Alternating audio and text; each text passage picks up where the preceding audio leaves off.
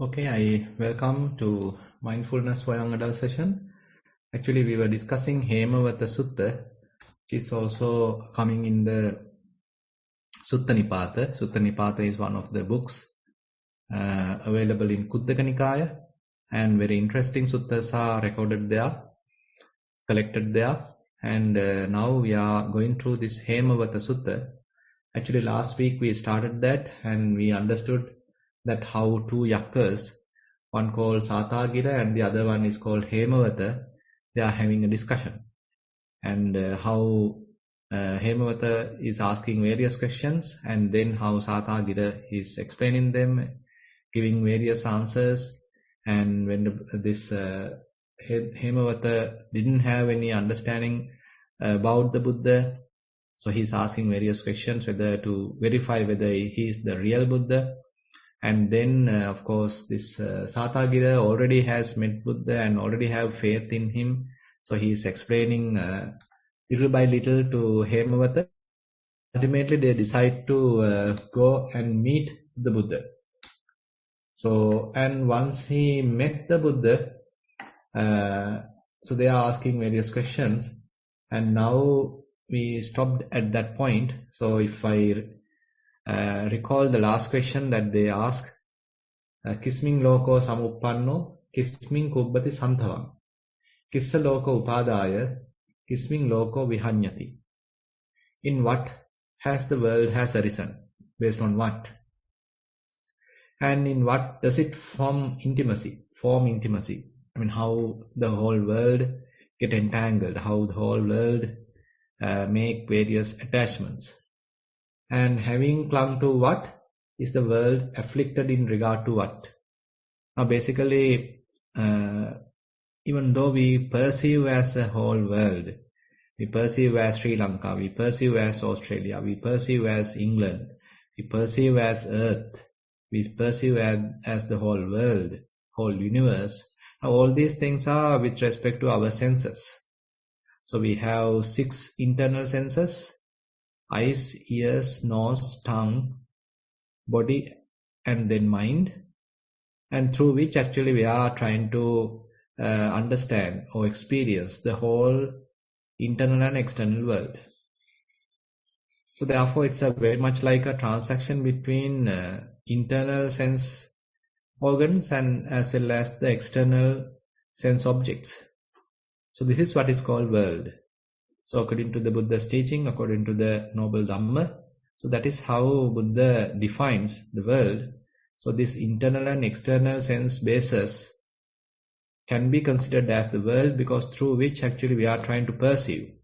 Actually we recognize, we understand the whole world with respect to these senses. So if our senses are distorted, if our senses are providing us wrong information, then our understanding, our perception related to the world is also distorted, also very much like perverted.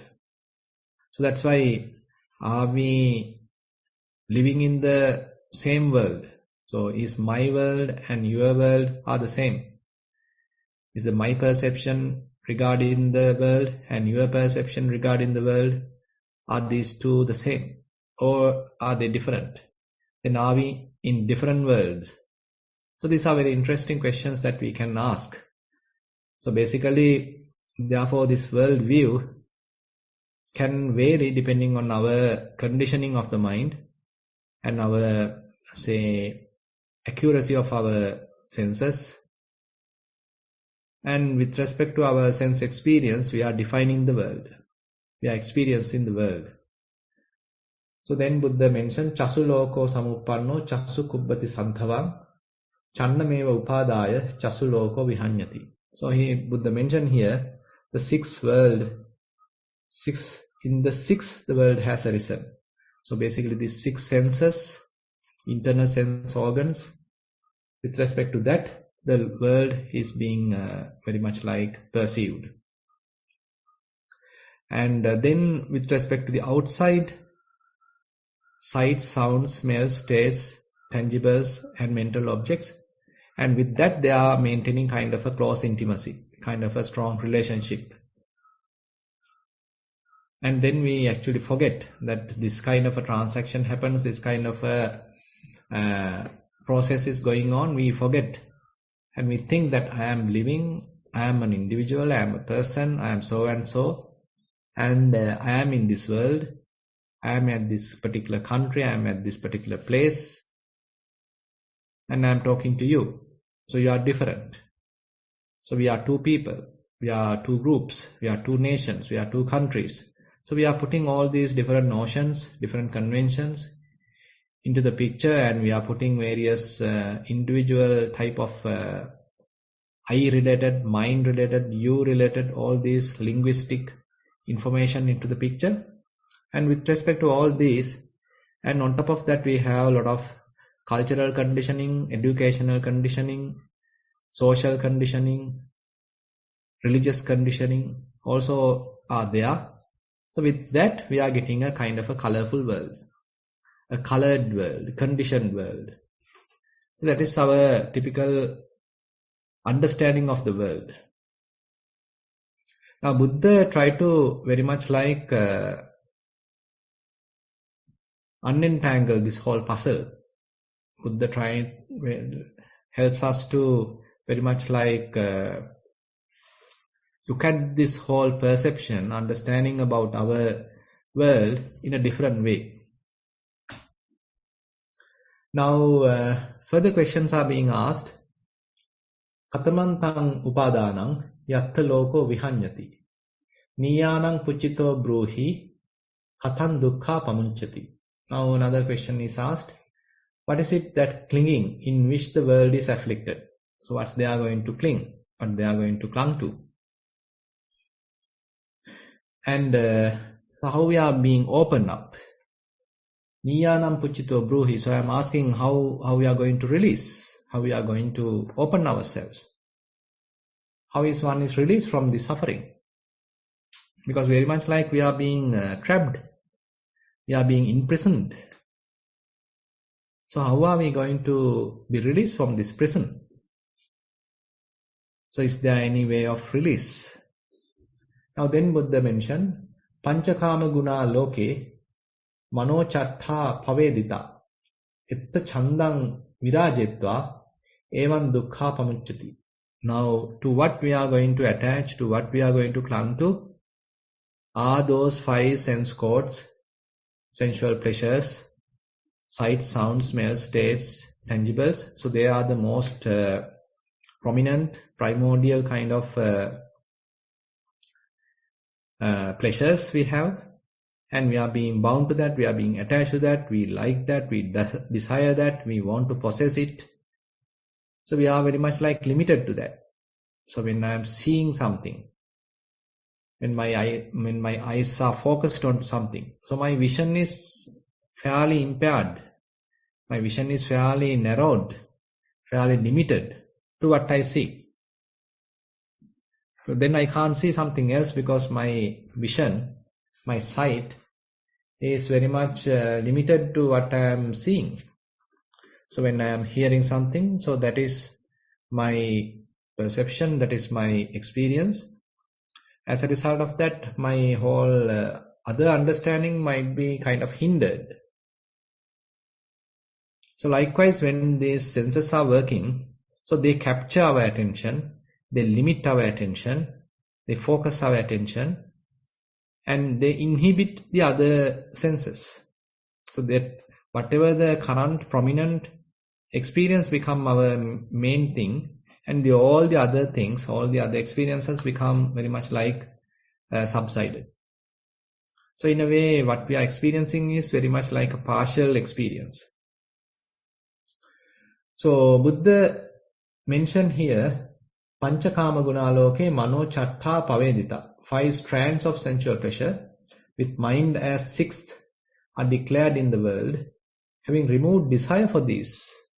Now, so that bondage has to be removed. So we have kind of a bondage towards sights, sounds, smells, taste, tangibles, and we are constantly trying hard to acquire them, trying hard to experience them, trying hard to enjoy them. But the opposite is mentioned by the Buddha. So till we are being dragged by them, till we are being hindered by them, till we are being entangled by them, till we are being bound by them, we are not released. Then in order to release ourselves, then we have to remove that desire, remove that bond, remove that attachment, remove that clinging towards those external sense objects and even the mental objects. So the mind has to be released from all these external sense objects, internal sense objects. So then we can say, okay, mind has released. So it could be a temporary release at the beginning, but one has to work out how to make it a permanent release, a lasting release. Etang lokassa niyanang akkhatang vo yatha Etang vo ahang akkami evam dukkha pamunchati. This outlet from the world has been expounded to you just as it is. This is what I declare to you. One is thereby released from suffering. So very much, so Buddha further confirming his answer. So one has to relinquish all these desires, and then you don't feel bound, you are not feeling trapped, rather your mind get released. Ko su idha tarati yogam ko idha tarati annava. Appatitte analambe ko gambhire nasidati. Who is crossing the flood here? Here who is crossing the flood? And who crosses the sea? Here who is crossing the sea? And who does not sink in the deep, which is without foothold, without support? So in a different way, kind of poetic way, the question is asked. Now they are the deep ocean, so there is no footing one can have there, and there is no support when you are there. And who is going to cross that flood? Who is going to cross that sea? Who is not going to sink in that sea? Sabbada sila sampanno panyava susamahito ajjatta chinti satima ogham tarati duttaram. Now there are the practice is highlighted here. Sabbada sila sampanno. Now the sila, the morality is highlighted every time. Every moment one is trying to be virtuous, always accomplished in the virtues, in good behavior. And panyava, and one is insightful, one is wise, endowed with wisdom. Susamahito, and maintaining proper clarity of mind, collectedness of mind. So that is the samadhi. Rather than telling concentrated, we can say fairly collected. One's mind is not distracted. One know what is happening right now. Well established mindfulness. So basically sila samadhi panya. So Buddha highlights here the morality, collectedness, concentration, and the panya, the wisdom. And when these things are available, ajjatta chinti satima. Now his attention is very much inward, and he is continuously having kind of an introspection. Rather than looking fault at others, rather than trying to sort of correct the outside world, now he is very much trying inwardly. Now it's an inward journey. And he is reflective all the time, looking at one's mind, understanding what is going on, what are the defilements available, whether one being distracted, whether the mindfulness is available, whether the mindfulness is established, whether the mind being hindered, whether the mind being obstructed, or the mind being released. Mind is fully liberated. At least temporary is the mind free from any defilements. So one is constantly watching oneself. So rather than completely driven by outside external sense objects, sight, sound, smells, tastes, and tangibles, and even thoughts. Now one has one's own refuge while being there, while in that mindful refuge, in the present awareness. Say there, while you are being there, that means you have morality, you have correctedness, and you have wisdom. And ajjata chinti, now your attention is very much inward, satima, and you are mindful. Ogam tarati duttara, and that person is capable of crossing the flood, which is more difficult to cross. And so basically we can see the qualities, the prerequisites, put the highlight here. Sabbada sila sampanno. So one is maintaining one's good conduct, the morality. So you are a virtuous person. So understand why Buddha emphasized these virtues. Why Buddha emphasized the morality, the sila. So basically our defilements are so strong. So if we are not having the support of sila, if you are not having the protection of sila, then immediately we may even implement what we are thinking, what we think, various thoughts we are going to implement, then ultimately we would be in trouble and the others also in be trouble. So basically harmful to both sides. If you are implementing various kinds of desires, various kinds of ill will or defiled thoughts, then immediately if we implement them, act according to them, then that would harmful to ourselves as well as to the others. Now when one protects sila, so you always have a kind of a regard. Okay, is this going to breach the sila? Am I going to make a transgression, a vitikkama? So am I going to break the sila? So you are a little bit of responsibility is there. So your own duty is there. Your own mind is inclined towards maintaining good morality, and you don't want to break it. So it's a kind of an upliftment of the mind. So you are in a way training the mind to abide by the morality. So rather than allowing the mind to gush into various kinds of desires, afflictions, breaches, and ultimately get into trouble, now we have a kind of a break. So mindfulness is the break. Mindfulness is having kind of a balancing, so always monitoring our mind.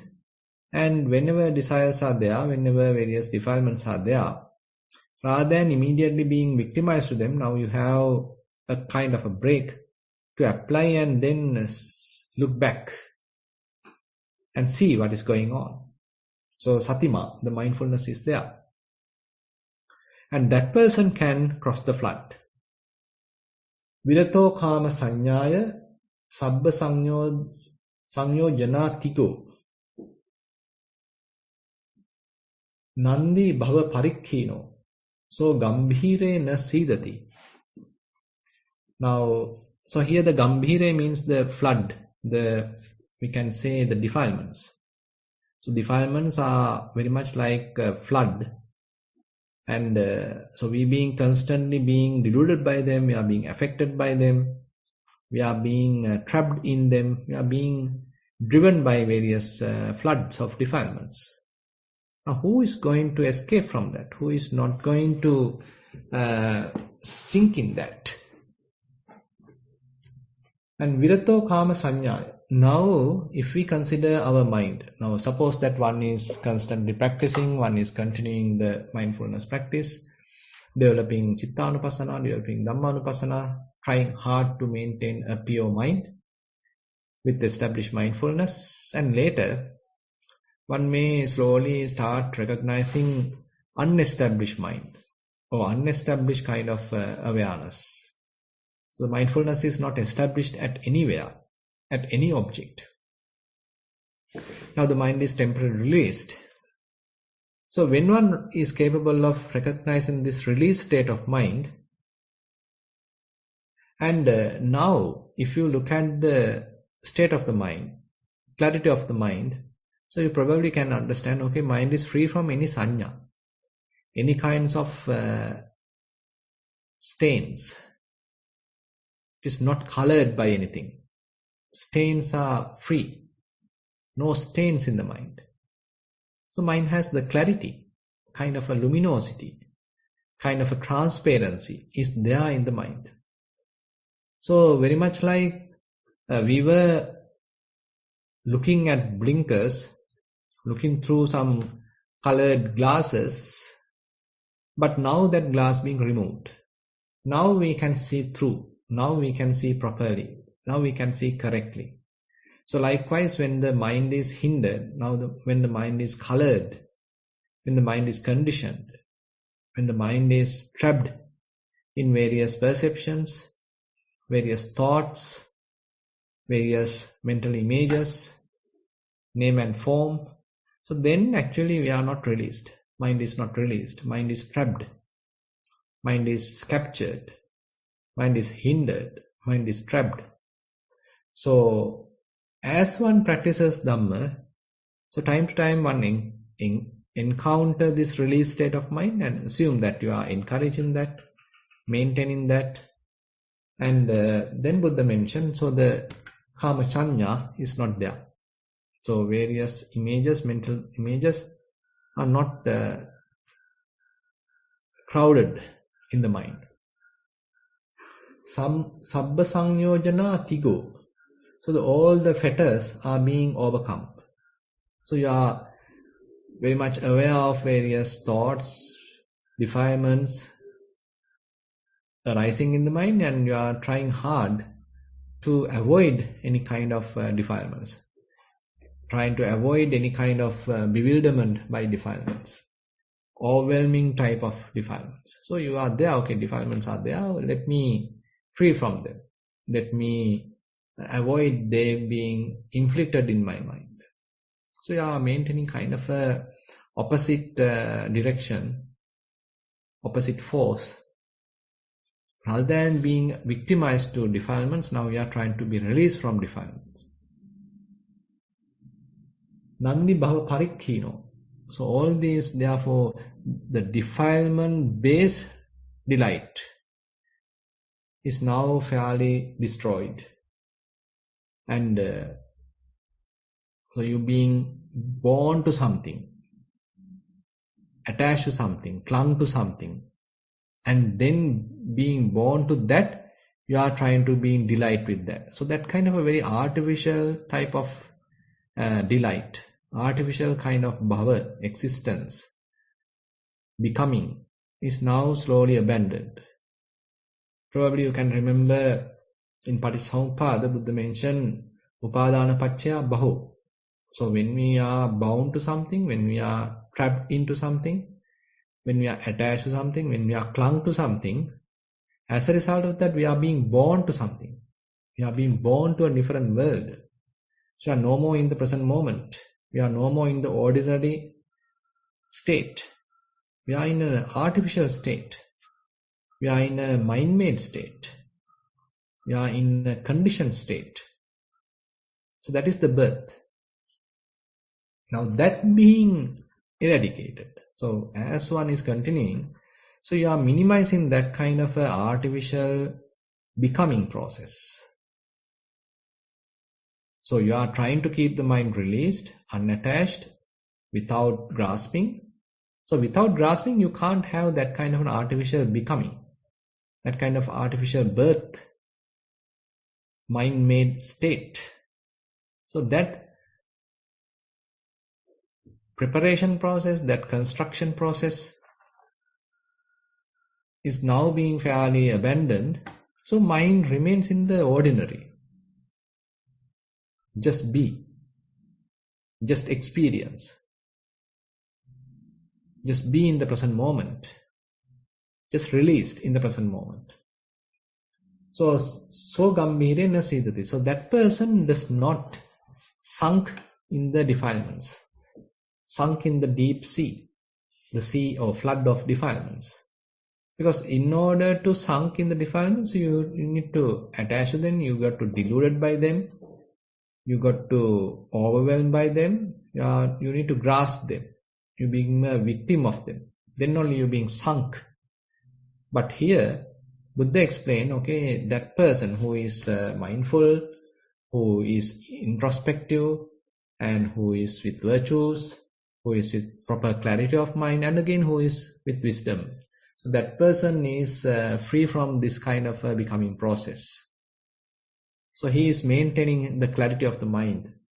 So he is slowly abandoning all the fetters, bonds, and his mind is free from any stains, perceptions, and the different kind of delight that we typically experience through gratifying our senses. So that is also not available to him, because he understands it's more kind of a rough kind of gratification, defiled kind of gratification, harmful type of gratification. So he is trying to maintain the mind more and more free, free from any kind of attachment, free from any kind of grasping, free from any kind of becoming. And he is the person who is not being sunk in the deep sea. So with that, actually, I like to conclude today's Dhamma sermon. Actually, there are a few more slides to continue, and we can cover that next week. And if you have any questions, then we'll open the session for questions. Avasaraya Bhante, we have 4 questions so far. Right. Question 1 of 4, this is mindful walking. Dear Bhante, when we are on walking practice, is it possible to be mindful on the sights we see? This is nearly impossible during the day-to-day activities, but when the mind is calm and well collected during the walking practice, I find it somewhat possible to observe changing of the view, as picture frames changing at the turn of the walking. Sort of checking with Bhante how we can be mindful on eyesight without generating thoughts or getting into thinking with metta. That's the end of the question. Actually, this will happen naturally as you progress, because at the beginning what we are trying to do is develop kind of a focused attention into the sensations on your foot, and later once you are capable of having that, then later you are carefully observing various kinds of sensations, and very much like you are trying to understand their internal nature, their behavior, how they are inconstant, how they are changing, and how they are behaving according to their own agenda, and it's beyond our control. I mean, very much like we are trying to learn from them by observing their behavior. So once we are slowly doing this, and when the mind getting more and more understanding about that, mind starts withdrawing from that. So it's a kind of a natural effect. So we don't need to force the mind to do it. As the understanding grows, the mind starts withdrawing from that experience, and mind become very much like a buoyant, very much like floating, not attached, not grasping anything. So you may be walking and you may even see something, but the mind is not interested on what you see. So various sights are now available. It could be even beautiful sights. Mind may even see them, but not interested. So various slides are changing, various sights are changing. So mind simply see them, but not entangled. So you are not ruminating, you are not talking about it. So mind is maintaining its clarity. Mind maintains its silence. So therefore, I mean, rather than you are trying to do it purposely, so if it happens naturally, then it is good. So then it is very much like effortless. So with effort, rather than you are trying to maintain kind of a unattached mind, uninvolved mind, how about having wisdom developed? And then mind itself is not interested of getting attracted to them, getting involved with them. Mind simply mind its own business. So then it is more interesting. Then you have nothing to do. Basically you are simply walking to and fro, and mind simply look after itself. Various lights are passing, various sights are passing, sounds are passing, sounds are happening, smells are happening. But mind is very much like looking after itself, mind its own business, not interested of all these external affairs. So that is the kind of approach that we encourage, rather than trying to forcefully have that kind of an experience. Question number 2 of 4. This is mindful sitting. Venerable Sir, my sitting practice is mindfulness on breathing. After 5 to 10 minutes of observations, the breath fades away and becomes unrecognizable. My observations are the pressure applied by individual breaths on the nostrils, the volume, feeling of the breath, hot and cold nature, etc. After the breath fades away, I come to a spacious, calm space where I can observe sounds, touch, thoughts, body posture sensations, and sometimes the breath itself at a distance. However, I cannot stay in this calmness for long, not more than 5 to 10 minutes. I get pushed out to brusque breath automatically. Venerable advised some time ago to be more mindful when this is happening. I tried many months, but I get distracted to some thought or observation while getting pushed out of this state. I also started identifying some body connections just before this, something like an uneasiness in my stomach area, where I cannot identify exact location. Should I keep observing this body sensation? And much merits for your guidance. With metta, that's the end of the question. Yeah, I mean, no harm. So you can observe these body sensations. Through that also you can learn. So basically, through this observation, we are learning. It's a kind of a direct observation, direct investigation. So more we investigate, more will be the wisdom. So more will be the wisdom, more will be release. So this wisdom, what Buddha mentioned, is kind of a released wisdom. Releasing wisdom. It is not kind of a trapped knowledge. So basically, if we consider a typical mundane kind of knowledge, say you are learning a kind of a subject which is more mundane, and then actually you can even develop various kind of defilements based on that knowledge. You being trapped in that knowledge, your mind getting conditioned in that knowledge. So that is the mundane kind of knowledge.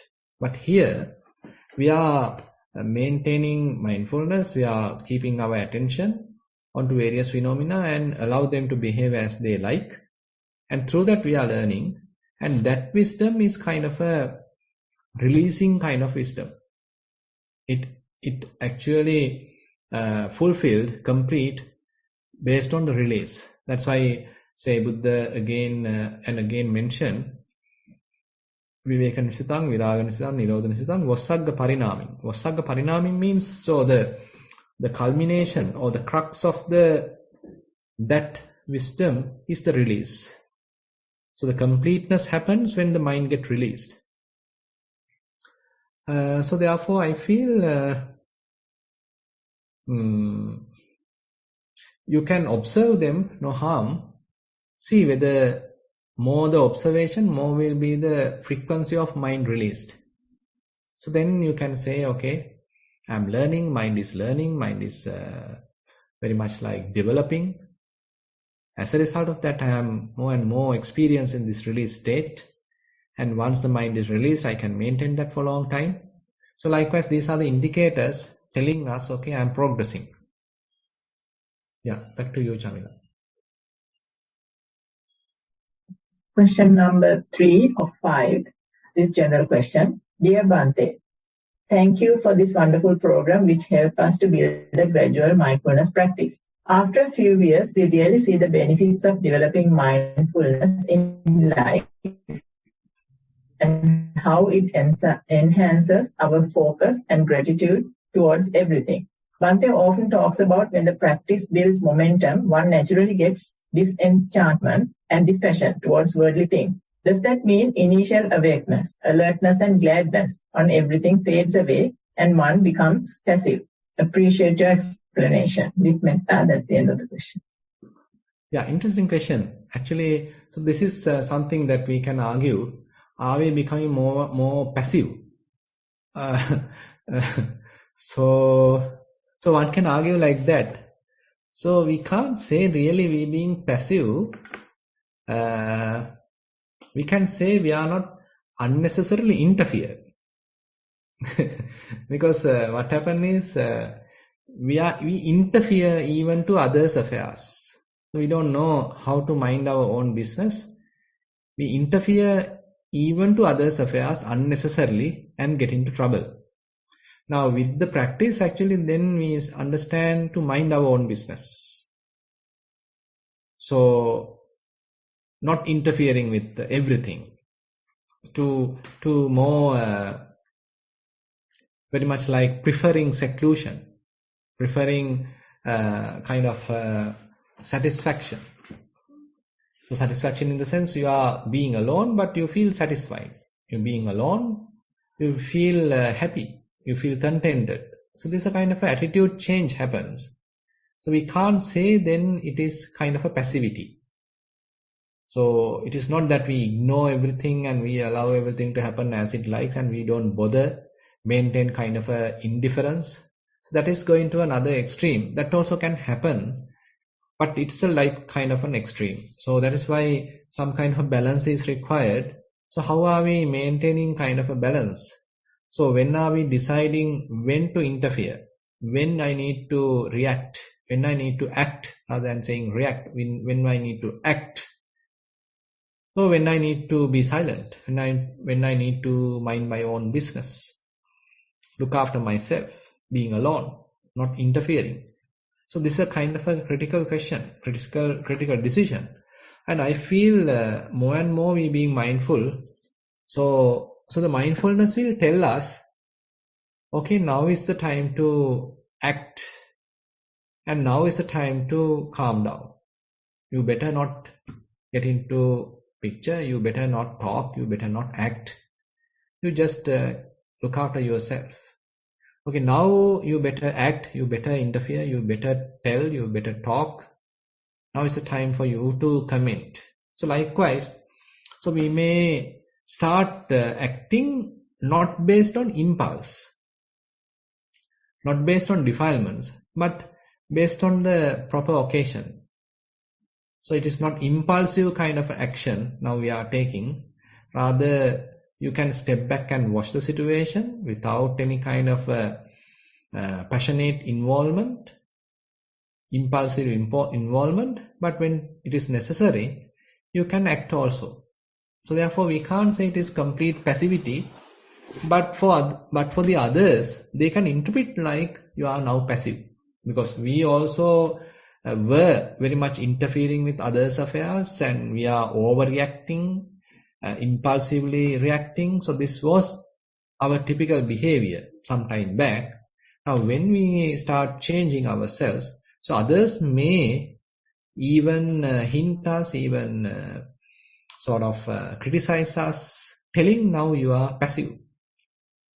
But if we are not feeling like that, if we know that when it is necessary I can think, if it is necessary I can talk, if it is necessary I can act, so then we can't say that we are passive.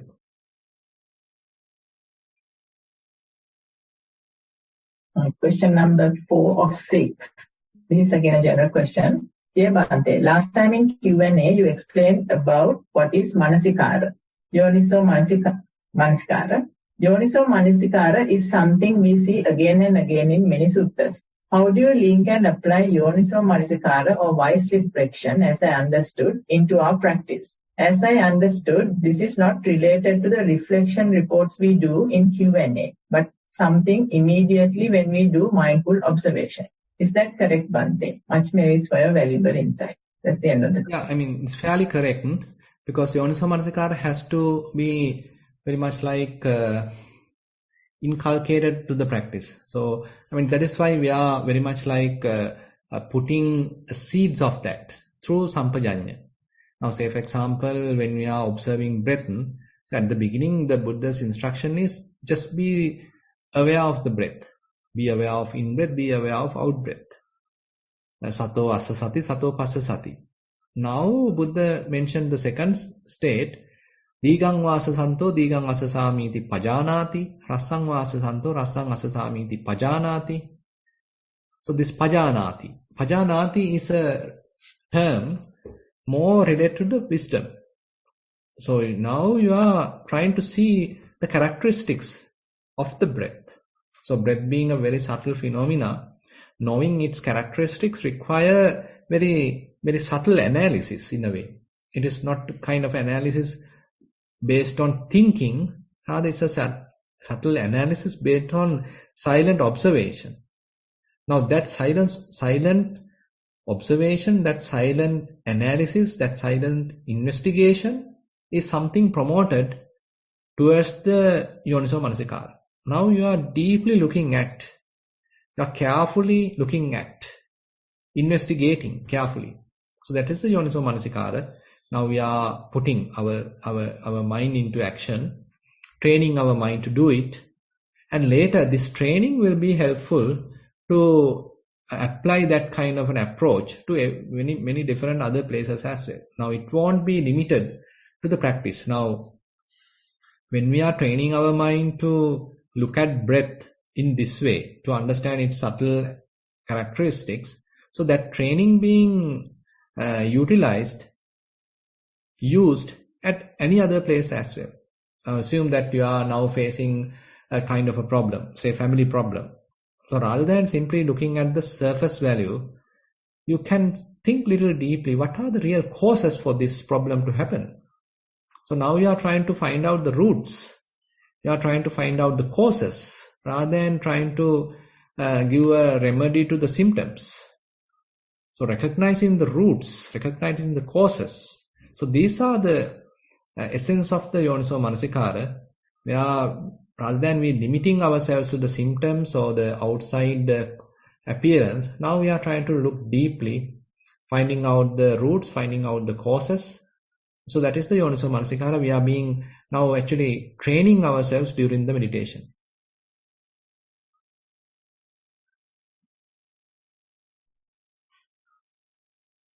Question number 5 of 7. It's increasing. Understood, Bhante, emphasize that we should not choose observation at this stage. But if we get focused to the eyesight naturally, Bhante, sometimes I find there's a natural selection of these observations, even when we apply pervaded mindfulness with metta. That's the end of it. Chamila, can you repeat the question? It was a little, the signal was not strong enough. Okay, yes, Bhante. So it's a general question. Regarding the first question about being mindfulness on the eyesight, as I understood, Bhante emphasized that we should not choose observations at this stage. What if we get focused on the eyesight naturally, Bhante? Sometimes I find that there's a natural selection of these observations, even when we apply pervaded mindfulness with metta. That's the end of the question. Actually, that better, purposely avoid then, because while walking, as you said, our eyesight can be located onto a particular place or focused onto a particular place, then our attention, then our concentration being spotted there, fairly collected there. So that indicates our mind being distracted to that whatever the sight, it is not with the sensation. So sensation is the one we are now trying to focus our attention. That is our primary object. But now, unfortunately, eye has taken the attention. Eyesight, that focused eyesight has taken the attention, and then actually we are very much like doing a samatha practice. Say you are walking on a path, and that path has kind of a color, kind of a texture, and so basically a color, and to that color now your mind, your eyes being attracted, or eyes being pay some strong attention, and you are simply continuing that attention.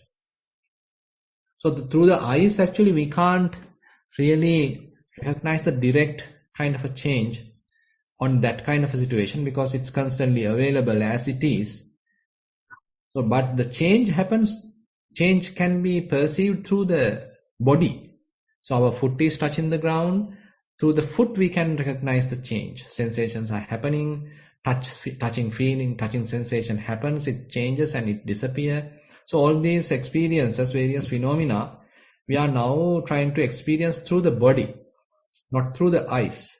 So if our eyes being focused onto something, so it is very much like we are not getting the real benefit of walking meditation. The walking meditation, the real benefit is coming when we are paying more attention to the foot and that object being constantly changing and the location being constantly changing. And we are still capable of maintaining our attention again and again, constantly or instantaneously to those different sensations. Immediately we are capable of focusing, aiming our mind. So these are the skills that we are developing through walking meditation.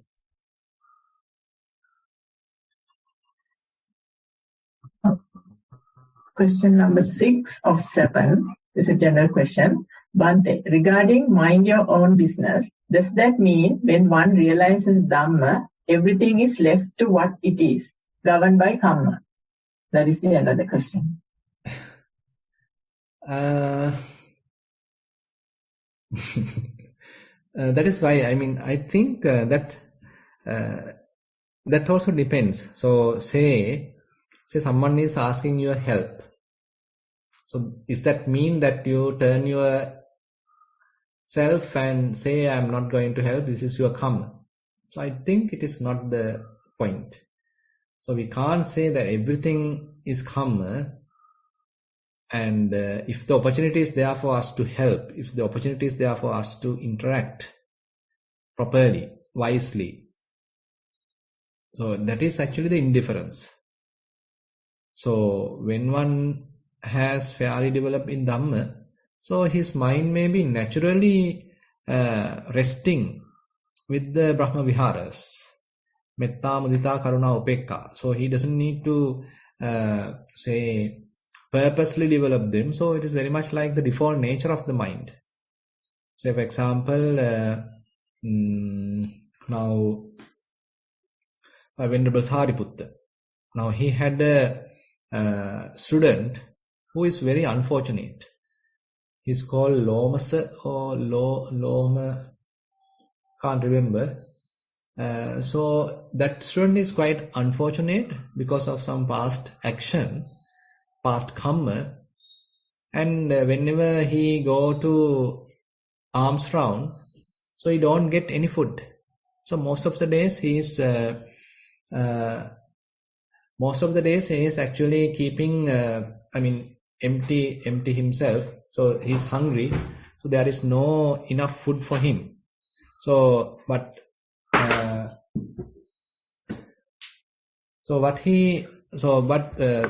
Venerable Sariputta being his teacher, so actually so he was quite compassionate towards this student. So he didn't completely ignore this person, rather he wants to help him. So sometimes Venerable Sariputta has offered his own meal to this student. So you can see, Venerable Sariputta being the teacher and he being fully enlightened. So what's the kind of an attitude he had towards this student? So basically, therefore, we can't say the fully enlightened beings are very much like indifferent or passive, but their hearts are fairly cultivated with compassion, loving kindness, and they become their natural nature, inherent nature.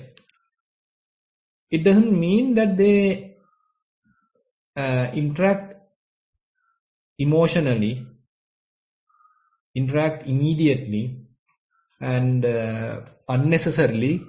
So, but they know the exact limit. So that kind of a thing, that's what I feel. So we can't say that they simply mind their own business, but rather when it is necessary, they may react. So they may know exactly when to react or when to act properly. When to act properly, they know exactly. Yeah.